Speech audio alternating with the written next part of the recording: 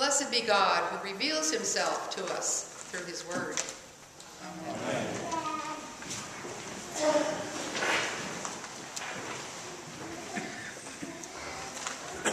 How dare she?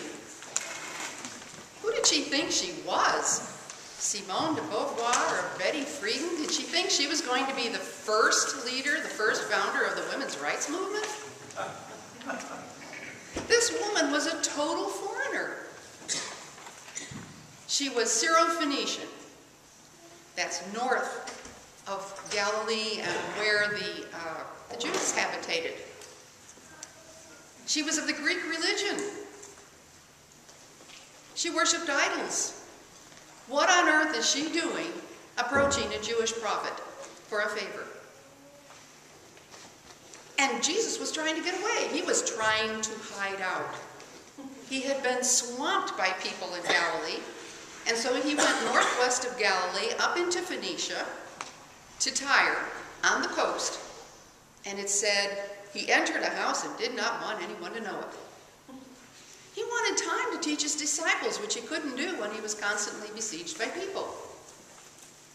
Except people found out he was there, and she came. Can you imagine how the disciples must have viewed her? Was she a pushy, arrogant woman who was not one of them? Or was she seen as a desperate mother, frantic for her daughter? I don't think the disciples saw her as the latter. Jesus was even rude. How is it? It was a shock to me that our loving, compassionate Jesus says to her, "Let the children eat all they want, for it's not right to take the children's bread and toss it to their dogs." Now, I read one commentary where they said the dogs were really puppies.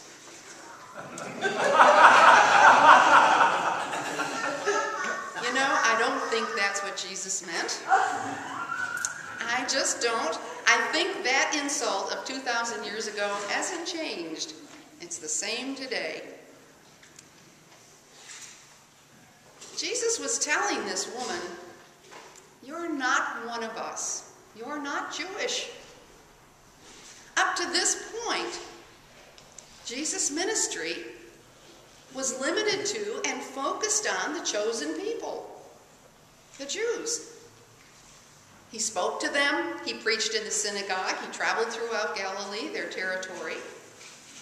At one point, he even told the disciples, "Go out, preach by yourselves, and avoid the Gentile towns." He was very much focused on the Jewish population.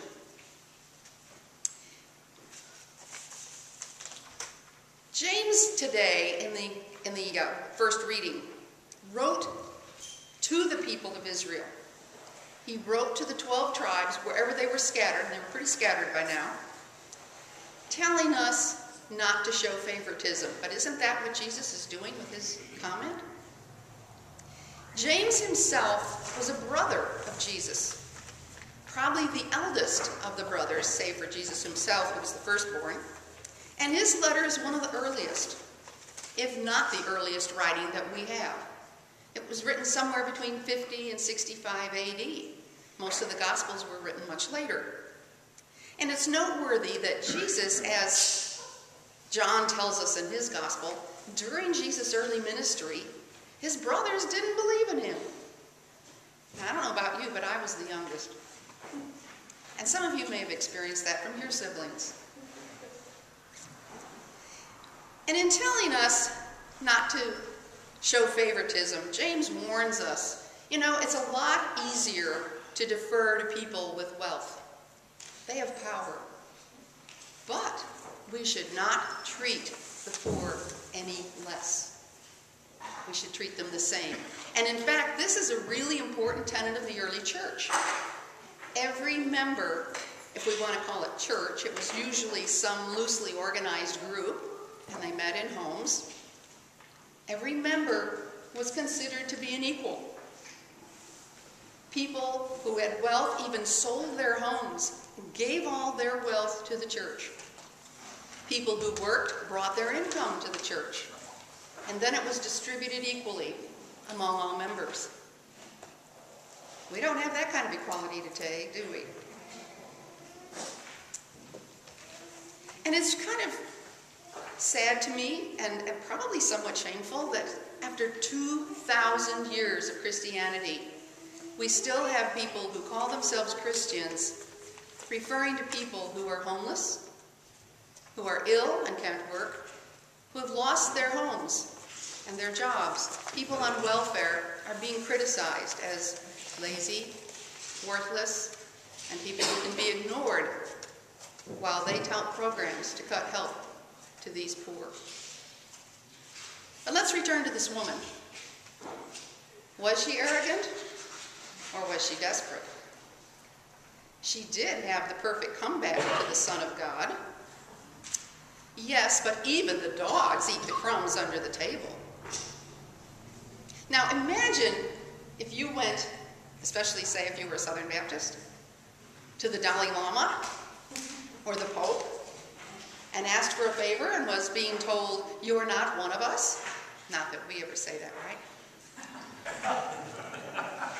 Would you have had the courage to say what she did?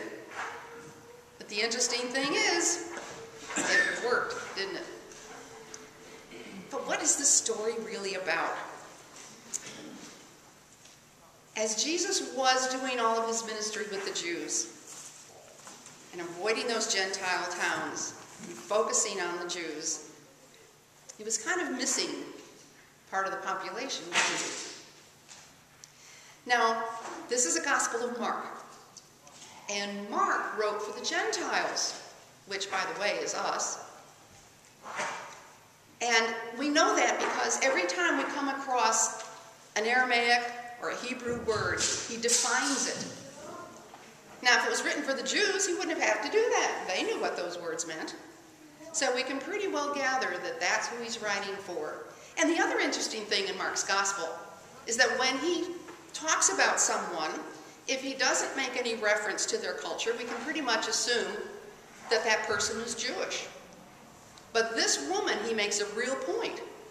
She's a Syro-Phoenician, and she's Greek. So we know she's not one of the chosen people.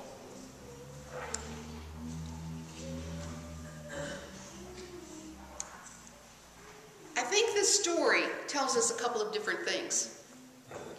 First of all, it's going to make a change in the ministry of Jesus. It's going to make him realize there are other people out there, and we might say, well, he's God, doesn't he know that? He was also human. He was also human. She might have had a sassy comeback, but I think it was really a very important message. And the message is, you know, we Gentiles are worthy too. We're worthy of the good news. And you need to come to us as well. And we're going to see that in some of the other readings. Isaiah talks about God is coming to save us. All right? And in the Psalms, the Lord shall care for the stranger. Jesus, you might want to remember that. All people are one of us. In recognizing her message, he said, "For such a reply you may go, and the demon has left your daughter." In that reply, I think there's two important things. One is, he hears her. You're right. I shouldn't call you a dog. I ought to do something for you, and he does. And we see his humanity. Oops, I need to include everyone. But in the fact that he cast out that demon from a distance. She didn't bring her daughter, and from a distance knew the demon had left, shows his divinity. And so it's a neat story where we can see both sides of Jesus. Now, after this story, Jesus goes even further from Galilee, up the coast, further north, about 25 miles, to Sidon. And from there, he makes a big arc over to the east side of the Sea of Galilee, which the Gospel calls the Decapolis. Now, that area is very Greek and Roman in culture, politics, and religion. And that's where he went, again, to kind of get away.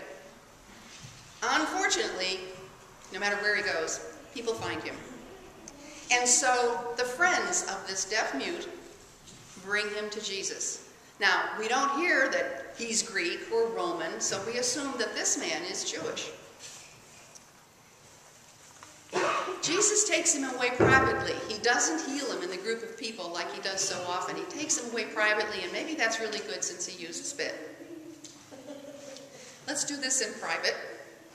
And then tells him, of course, keep it quiet. And as usual, it doesn't work. They're shouting for joy, and wouldn't you? Absolutely. And that's what Isaiah tells us too. The eyes of the blind shall be opened, and the mute, their tongue will shout for joy. And I'm sure this man did. Now, although we are not blind or mute, at least I don't think anyone here is today, I do have a blind friend. You know, sometimes it takes a miracle to open our eyes, and another one to loosen our tongues so that we will speak what the Bible tells us is right. It's so easy to ignore the need around us. Why do we do that? I would guess there's a couple of reasons. I remember a few years ago when the economy sort of dove south in talking